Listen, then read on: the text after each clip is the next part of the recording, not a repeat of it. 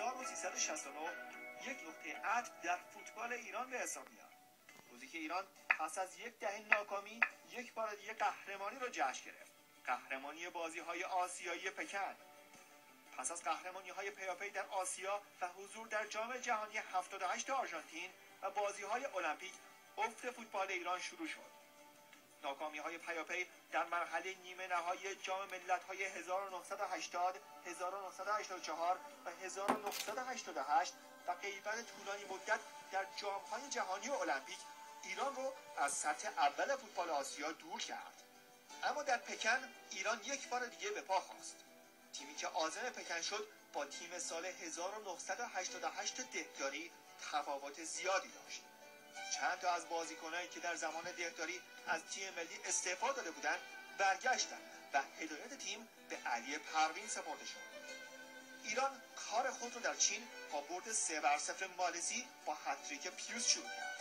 گل‌های پیوز و شاهرخ بیانی موجب شد تا ایران در گام دوم کره شمالی را 2-1 شکست بده. پروین و شاگرداش برای رسیدن به مرحله نیمه نهایی ژاپن را پیش روی خود می‌دیدند. ضربه سر استادانه مرحاوی ایران را به جمع 4 تیم برتر رساند. در نیمه نهایی ایران سرسخت‌ترین حریف ممکن رو برابر خود داشت. در اون سالها تیم‌ها با تمام قواشون راهی بازی‌های آسیایی می‌شدند. کره جنوبی که در جام جهانی 90 هم حاضر شده بود، قدرت برتر قاره به شمار می‌رفت و شانس اول قهرمانی. دیدار نفسگیر دو تیم در 90 دقیقه مساوی شد و در وقت‌های اضافه یکی از بۀادماندنی‌ترین گل‌های تاریخ فوتبال ایران به ثمر رسید.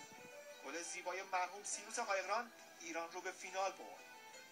در فینال هم نوبت به احمدرضا عابدزاده رسید تا با درخشش خود ایران رو به مدال طلای بازی‌های آسیایی برسونه.